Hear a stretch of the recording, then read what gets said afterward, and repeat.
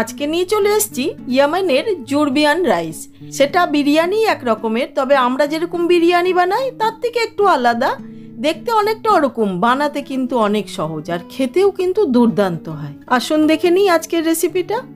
জুরবিয়ান মশলা বানাবো, তার জন্য নিয়ে নিয়েছি গোলমরিচ, লবঙ্গ, ইলাইচি, গোটা ধনে, গোটা জিরে, দারচিনি, হলুদ। এবার এগুলিকে নিয়ে আমি সম্পূর্ণ পাউডার করে নিচ্ছি। ব্যাস দেখুন, জুরবিয়ান মশলা পাউডার রেডি।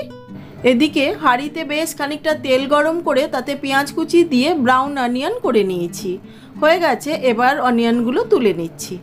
এবার একটা মিক্সার গ্রাইন্ডারের মধ্যে দিয়ে দিচ্ছি খানিকটা দই, ভেজে রাখা পেঁয়াজ আর তৈরি করে নেওয়া জুরবিয়ান মশলা দিয়ে ফাইন পেস্ট করে নিচ্ছি।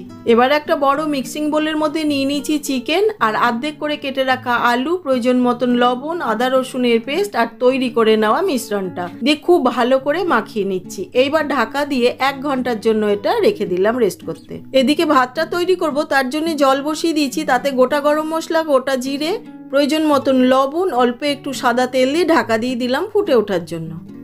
এদিকে চিকেনটা 1 ঘন্টা রেস্ট করা হয়ে গেছে, আর হাঁড়ির থেকে খানিকটা তেল কমিয়ে এবার চিকেনের পিসগুলো আর সাথে আলুগুলো মানে সবটাই দিয়ে সাথে মশলাটাও আমি দিয়ে দিলাম চেঁচে। এবার হাই ফ্লেমে 8-10 মিনিটের মতন এইভাবে কষিয়ে নিচ্ছি। জলটা ফুটে উঠেছে, এর মধ্যে দিয়ে দিচ্ছি আগের থেকে 20 মিনিট সোক করে রাখা বাসমতি রাইস। রাইসটা 80% মতন কুক হয়ে গেলে সবটা জল থেকে ছেঁকে নিচ্ছি। এদিকে চিকেনটা ভালো মতন কষানো হয়ে গেছে, দিয়ে দিচ্ছি 1 কাপ মতন জল, যাতে করে আলু আর চিকেনটা ভালো মতো সিদ্ধ হয়ে যায়। দিয়ে কিছুক্ষণের জন্য ঢাকা দিয়ে দিলাম।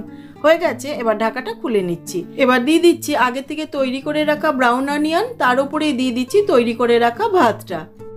এদিকে অল্প একটু কেশর গরম জলে ভিজিয়ে রেখেছিলাম, সেটা ছড়িয়ে দিলাম। দিয়ে দিচ্ছি ব্রাউন অনিয়ন আর দিয়ে দিচ্ছি টেস্টের জন্য ঘি।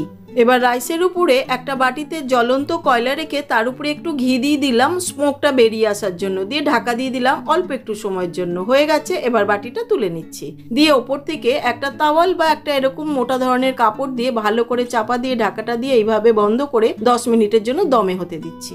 10-12 মিনিট দমে বসানোর পর আমি গ্যাসটা অফ করে আরও 10 মিনিট রেখেছিলাম স্ট্যান্ডিং টাইমে। এবার হয়ে গেছে, ঢাকাটা খুলে একটি প্লেটে সার্ভ করে দিচ্ছি। দেখুন কত ঝরঝরে হয়েছে। এটা কিন্তু স্ট্যান্ডিং টাইমের জন্য হয়েছে, সেটা অবশ্যই করে দিতে হবে। দারুণ হয় খেতে, বাড়িতে অবশ্যই একবার ট্রাই করবেন।